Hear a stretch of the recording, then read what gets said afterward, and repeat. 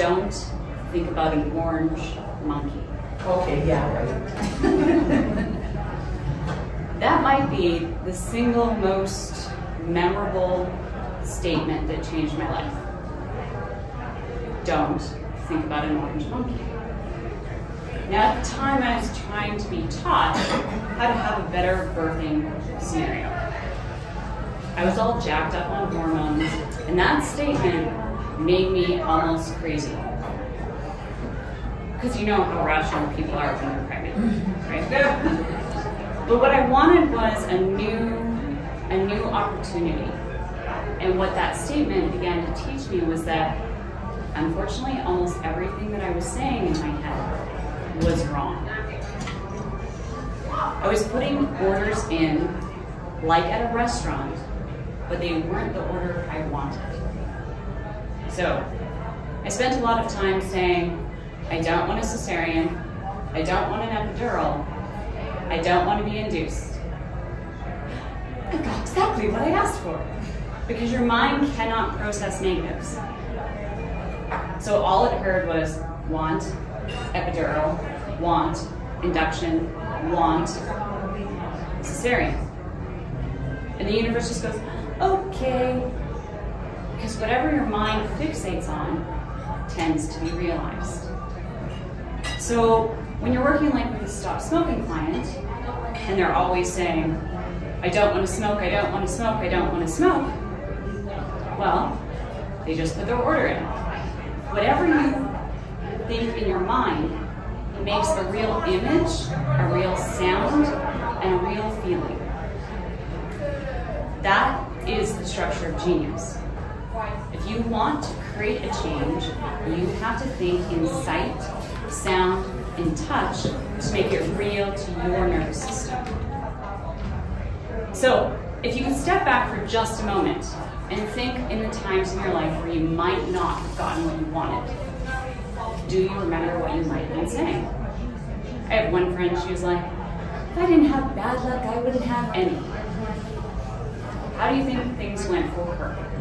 She was a Megan for like injury, financial stuff, husband stuff, children stuff. Like there was always drama going on, but it was like she was putting it in her order. Have you ever had a child in your life who's like, I'm gonna fail the test, I'm gonna fail the test, I'm gonna fail the test. And what happens? They put in their order, right? So how do you want it to go? So instead of, I spent way too long like ruminating on, oh my God, how am I gonna change this? I say everything wrong in my head. And I mean, I literally went into like panic mode. How am I ever gonna correct this? I had like 25 years of thinking negative shit, essentially. Whoops-a-daisy. Oh my God. Yeah. Poop. I was thinking negative poop in my head all the time. I brought my buckets last time, I'm sorry. Anyways, so the thing is instead of beating yourself up and stopping, just pausing and going, is what I'm thinking useful or is it unuseful?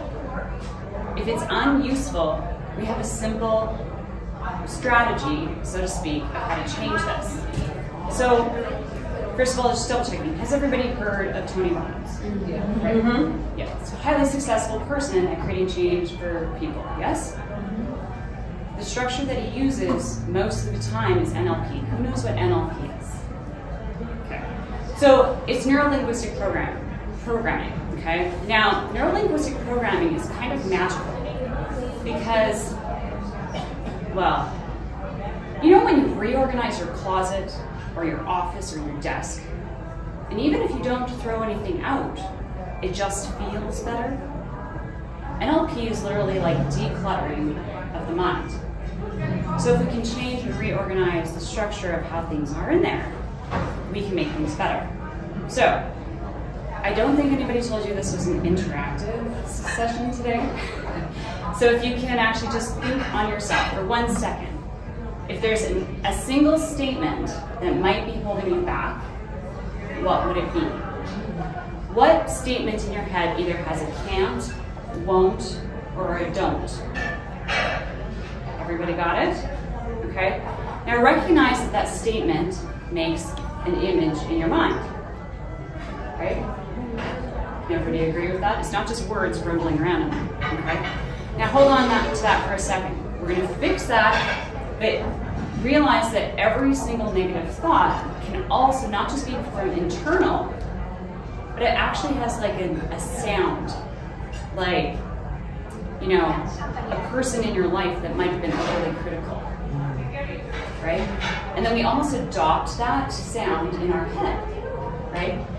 So don't answer out loud. This is for your own skills, okay? And this is a technique that's done by Tony Robbins, and we call it the clown technique. So if you could think of the person instantly whose the most critical voice that makes you have that critical voice in your head, think about it, who would it be? Everybody got it? Loosely? Whatever pops into your mind is what you need to do it with, right? It could be a teacher, it could be a friend, it could be a spouse, it could be almost anybody. Or realize that that negative voice is rolling around in there, okay? Now, everybody stick out your hands, put it in front of you, and imagine that person on your hand, about 4 inches tall. Wait! Are you stealing my show? We're going to finish up. That part is not a Tony Robbins thing, but I made it really better. Okay, so put them on your hand, 4 inches tall. Okay, don't look at me, look at your hand. Okay, there. Now I know you guys are actually doing it. See them there. They're 4 inches tall. And first of all, put a clown afro on them. Rainbow, red, I don't care. Clown afro. They got the big clown afro. They got the big clown shoes. They got the clown nose. Tweak their nose. This is really funny. Tweak their nose. Go beep beep. Right? And they're like trying to get mad at you. They're wagging their finger at you, and in the background you can hear circus music. Right? And they're like really trying to tell you off, but their words are falling to the ground like spaghetti. Right? And they're going, no, why are you not listening to me? And you got that high Mickey Mouse voice, right? And that circus music, right? And take your other hand and bring it around. And you know that song, I'm squishing out my baby bumblebee? Like, now go. And like as you squish them, they're going, no! Love it. Hey, get rid of that. There you go. Okay, so the thing is now that we've tempered that voice in your head, okay, and realize it had a positive intention for what it was doing, but it just kind of had a negative side effect, and that's fine. So we determined that it wasn't useful. So now, you got that statement, you remembered what it was, we're going to now change it to what you want it to be, okay? And I'll give you some rules about this on the back end. But the easiest way to take a negative statement and make it useful is to write it out and then take out the words that don't apply. So if they have the word don't, can't, won't, right? You're going to take it out, cross it out, and flip it to what you want it to be, okay? So let's use the example of a smoker, because I know we don't have any of those in here. We'll just pick on the smoker. If they're saying, I don't want a smoke, we could cross out the don't and simply replace it with, I want water, okay? And there's magical suggestions that we can attach to that. But realize the water makes a really different picture in the mind, right? So Shakti Gawain said that it's far better to have a negative thought and let it pass through rather than trying to repress it. Now, what lots of people have been trying to do over the years is like, oh, I'm only going to think positive stuff, I'm only going to think positive stuff, you know, and they get so caught up in making everything, well, let's say, florally and awesome, right? But we are not a Lego movie, so we cannot just sing everything is awesome all the time, right? By somebody. Some people have had the joy of watching that. But realize that, you know, just recognize it. Is it useful, unuseful? Okay, now grab that picture of that statement that you're saying. So don't look at me now. Look at that image in your mind and realize that in time and space it's somewhere out there. So physically grab a hold of that picture right now. It's okay, I'll wait. Now put that picture behind your head. Physically move behind your head. Now make it explode like a bomb or like fireworks fading in the sky and make the noise. Now, mentally take action of making that picture of your mind of exactly what you want to see, hear, and feel. Right? So it takes a little bit of forethought to actually decide what you want. instead of trying to negate your way to success and trying to figure out what you're going to get rid of. Okay? So it's really simple. Is it useful? Is it unuseful? Okay? If it's unuseful, write it down, subtract it, make it explode, and you can, I have clients all day long walking around going, and they're replacing the image and choosing what they want to see, hear, and feel. Because that is the same structure that Olympic athletes use in order to get the gold. Do you think they spend a lot of time imagining tripping and falling on their face? No, they want to see, hear, and feel actually the end result. And your mind and your nervous system then believes it's real. It doesn't know the difference between real or imagined. Okay? So there's just a few rules that I want you to kind of think about when you're creating the statements of how you want it to be. Make sure it's sight, sound, and feelings. Now, of course, we have taste and touch, or taste and smell. Like even an Olympic athlete would smell the sweat or taste the salt on their lips, right? The more senses you can involve in whatever suggestion you're making for yourself, the more mojo it's going to have, okay?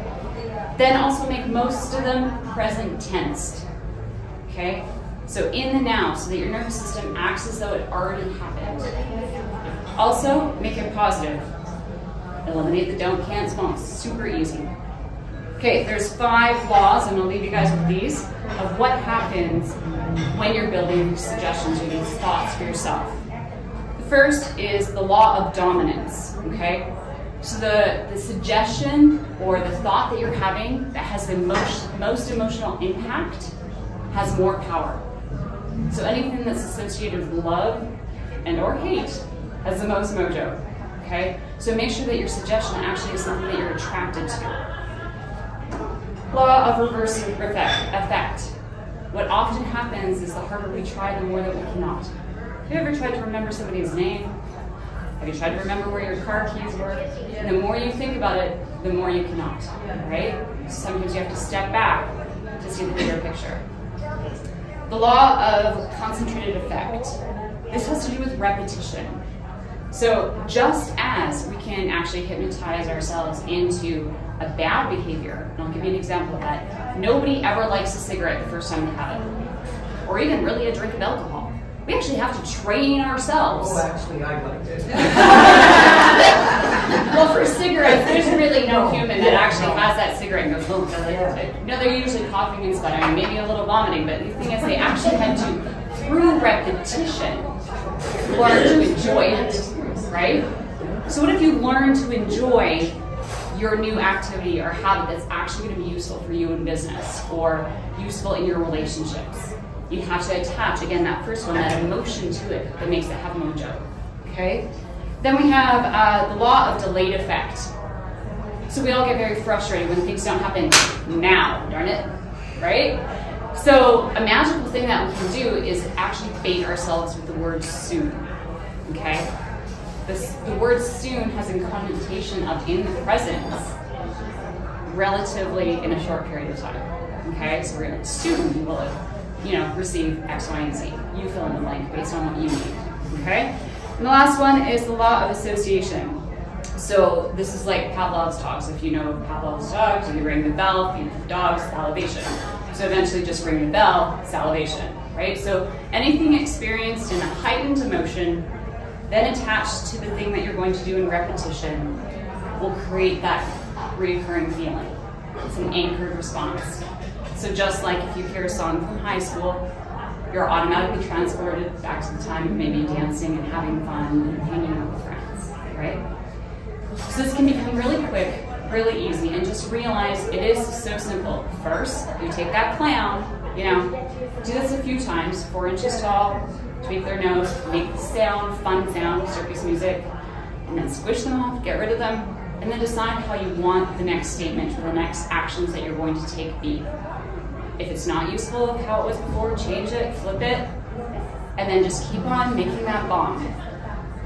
What if your problem could begin to go away by diligent neglect or remembering to forget? And that teaches your mind to remember to let it go, right?